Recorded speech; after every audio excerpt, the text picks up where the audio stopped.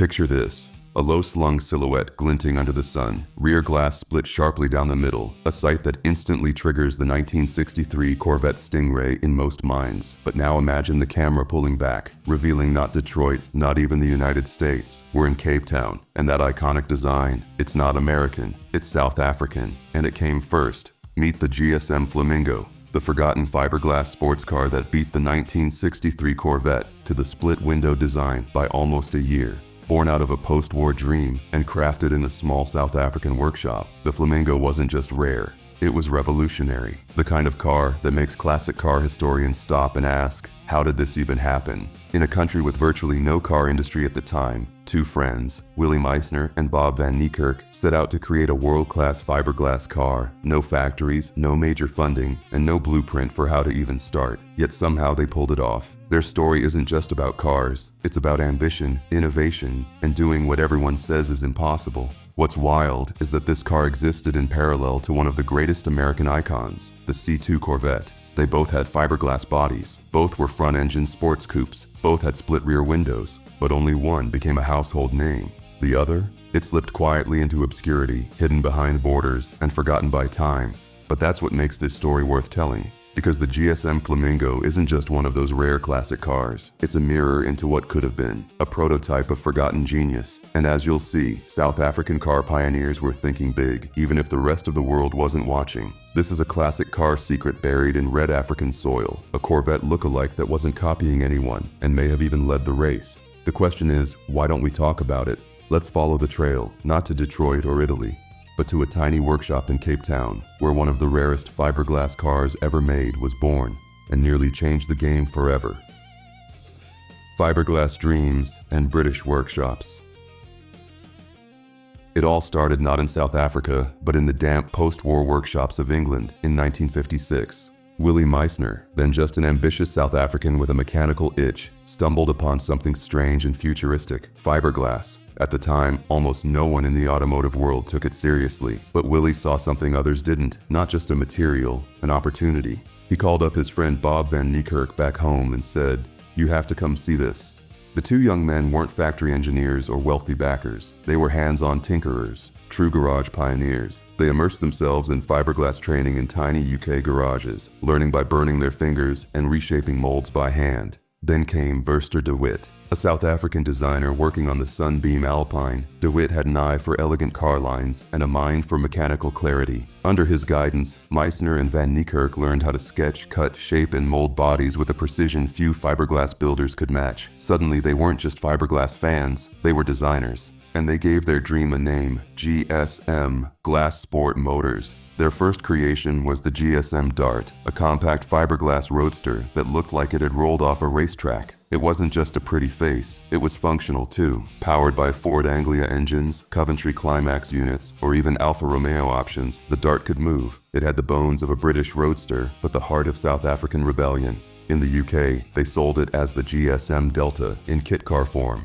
British enthusiasts could bolt together a Dart in their garages, no factory needed. That's how rare 1960s Dart cars began sneaking into the classic car history books of Europe. And that's when things got serious. What GSM was doing echoed what Colin Chapman was building with Lotus, using lightweight fiberglass bodies to shake up heavy steel traditions. Except this wasn't happening in England, it was happening in South Africa. Far from the automotive spotlight, the Dart made them believers, but it was only the beginning. The next model would try to do something no South African car ever had: rival the Porsche 356 and Lotus Elan, not just in spirit, but in performance. They'd call it the Flamingo. And this time, they weren't just building a race car, they were building a Corvette Challenger, and it would arrive before the Corvette even knew what hit it.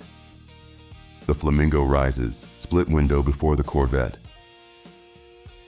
By 1962, the fiberglass revolution in Cape Town was just getting warmed up. GSM, now gaining quiet respect among rare fiberglass car circles, introduced their boldest model yet, the Flamingo. This wasn't just an upgrade, it was an evolution. And while Detroit was still finalizing the C2 Corvette, South Africa had already birthed a split-window sports car that could hold its own in design and innovation.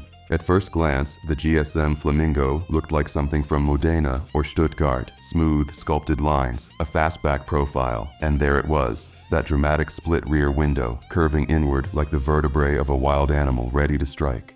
It wasn't borrowed from anyone. It wasn't a knockoff. It was original. And it arrived a full year before Chevrolet's 1963 Stingray. The plan was ambitious, a lightweight fiberglass GT styled to rival the Porsche 356 and Lotus Elan, but practical enough to drive every day. GSM aimed for a Ford V6 to power it, but the engine was unavailable, so they pivoted. Early models got the 1.7-liter Ford Taunus inline-4, followed later by the more familiar 1.5-liter Cortina motor. Not exactly muscle car territory, but this wasn't about brute force. It was about balance, weight, and clever engineering. The Flamingo didn't just look good, it handled beautifully. GSM ditched the Dart's old-school leaf springs and replaced them with mini-style rubber cone suspension up front and an asymmetric trailing arm setup in the rear. This gave the Flamingo a poised, responsive ride that felt more European than African. It had refinement, grip, and grace. And let's not forget, this was still a fiberglass sports car. That meant a curb weight of around 1,200 pounds, lighter than most of its rivals. Pair that with 70 to 80 horsepower and the Flamingo could genuinely dance. It wasn't trying to outrun a Mustang. It was aiming for something smarter, Porsche precision, Alfa Romeo style, Lotus agility. This wasn't just another forgotten car. This was a rare fiberglass car that saw the future coming and got there early. A forgotten GSM Flamingo prototype that looked America's Corvette square in the eyes and said, "We were here first." What GSM was building wasn't just a car. It was a rebellion against everything people thought a small, underfunded company from South Africa couldn't do.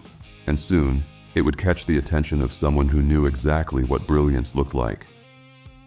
Racing, recognition, and Gordon Murray. While the Flamingo was quietly redefining what was possible in a South African garage, the earlier GSM Dart had already made a name for itself where it mattered most, on the racetrack. The Dart, light as a feather and surprisingly nimble, tore through African endurance events and hill climbs with shocking success. In an era when big displacement and brute power ruled the race circuits, the Dart relied on its balance, lightweight, and fiberglass agility to punch far above its weight class. It wasn't just a hobbyist's toy, it was a genuine contender. Across the sea, the UK took notice too. GSM began shipping Dart kits under the name GSM Delta, giving British enthusiasts a chance to experience South Africa's car engineering firsthand. These fiberglass coupes were quick, affordable, and endlessly customizable, ideal for backyard builders and weekend racers. But it was the Flamingo that truly proved GSM's brilliance, and it caught the attention of someone who would change the course of automotive history, Gordon Murray. Yes, that Gordon Murray. The Formula One engineer who designed the McLaren F1, the car still hailed by many as the greatest road car ever built, before he revolutionized F1 aerodynamics and before he stunned the world with the F1 supercar. Murray was just a young car-obsessed South African. And what did he drive? GSM Flamingo. That's right, one of the sharpest minds in automotive engineering cut his teeth on this forgotten split-window coupe from Cape Town. If that's not validation of GSM's vision, what is? Murray later spoke with reverence about the Flamingo's engineering, the suspension design, the build quality, the proportions. At just over 1,200 pounds with around 75 horsepower, the Flamingo wasn't built for showrooms. It was built for people who understood how cars should feel. It was tactile, tight, and beautifully thought out. And unlike many kit cars or obscure vintage vehicles of the time, the Flamingo had a level of interior refinement and ride comfort that made it feel like a grand tourer. Not just a sports car, but South Africa's answer to the Porsche 356. Think about that. A fiberglass sports car, tuned in a tiny workshop, becomes the first love of a man who would go on to design the McLaren F1. That's not just a coincidence. That's a legend waiting to be rediscovered. But legends are fragile, and just like the Flamingo's thin fiberglass skin, GSM's dream was about to hit a wall. Why the Flamingo vanished. For all its ambition, style, and engineering finesse, the GSM Flamingo had one fatal flaw. It wasn't born in Detroit, Stuttgart, or Maranello. It was born in Cape Town, a place with no real automotive infrastructure, no marketing machine, and no pipeline to the global stage. That alone made its chances of survival slim. GSM didn't have a massive factory floor or deep-pocketed investors. What they had was passion, a few molds, and a handful of dreamers. And in the car business, especially in the 1960s, that wasn't enough. Even with international praise and fans like Gordon Murray, the Flamingo couldn't escape the harsh reality of South Africa's limited market and political isolation. International exports? Nearly impossible. Advertising budget? Non-existent. Government support? Forget it. The Flamingo was a miracle of ingenuity, but miracles need more than horsepower to keep going. Production was brutally low. Just around 120 Flamingos ever made it off the line. Add in the roughly 170 GSM Darts and Delta kits from earlier years, and you're still under 300 cars total. That's not just rare. That's endangered species rare. One of the most stunning split-window coupes in automotive history was being built in numbers smaller than most concept cars. And so, quietly, GSM faded, not because they failed, but because they were in the wrong place at the wrong time. Political unrest, lack of funding, and zero global visibility choked the oxygen out of the dream. Meanwhile, the 1963 Corvette exploded onto the scene in America with a marketing budget the size of GSM's entire operation. The Stingray's split window became an icon. Posters, commercials, racetracks, everywhere. And yet, in a dusty corner of the world, a little fiberglass car with the same idea, and perhaps even more originality, was fading into history. The Flamingo didn't lose because it wasn't good enough. It lost because no one knew it existed.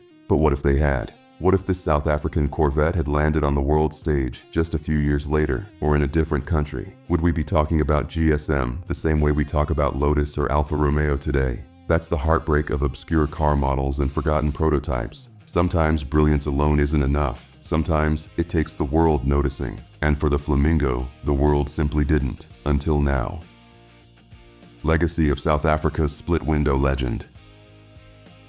Imagine this, a 1963 Corvette Stingray parked next to a GSM Flamingo, two split-window coupes from opposite corners of the world, one worshipped as a muscle-bound American legend, the other a ghost from the forgotten lanes of Cape Town. They look like cousins, but their stories couldn't be more different. The Corvette had Detroit behind it, the Flamingo had a shed. But that's the magic of this story, because the GSM Flamingo isn't just a rare fiberglass car, it's living proof that greatness can come from anywhere, that you don't need a billion-dollar budget or a fancy showroom to create something timeless. Sometimes, all you need is a pair of mad geniuses, a chunk of fiberglass, and the refusal to believe your country can't build a sports car. What Willie Meissner and Bob van Niekerk did was more than bold. It was revolutionary. They gave South Africa a voice in a global conversation it wasn't even invited to. They created a fiberglass sports car with curves that still make jaws drop and suspension tech that punched way above its weight. And they did it in a time and place where it should have been impossible. The Flamingo wasn't just a pretty body, it was clever, light, balanced, tuned, endorsed by Gordon Murray before the world even knew his name. And while the production numbers were minuscule, the impact it left on South Africa's car history was massive. In the world of rare classic cars and historic concept cars, the Flamingo stands apart, not because it conquered the world, but because it dared to try. It challenged the idea that real car innovation only happened in the US, Germany, or Italy. It was South Africa's split window legend, brilliant, fleeting, and almost lost. But not anymore, because now you know. Now this Corvette lookalike has a voice again. So next time someone tells you the 1963 Corvette was the first split-window sports car, tell them about Cape Town, tell them about GSM, tell them about the Flamingo, the forgotten fiberglass pioneer that proved genius knows no borders. And if you love stories like this, about obscure vintage vehicles, lost car prototypes, and the wild, almost mythical history of forgotten cars, stick around, because car history isn't just what's in the museums, it's what's hiding in the shadows, waiting to be rediscovered. The Flamingo was never meant to be just another sports car. It was a message to the world that sometimes greatness begins where nobody's looking.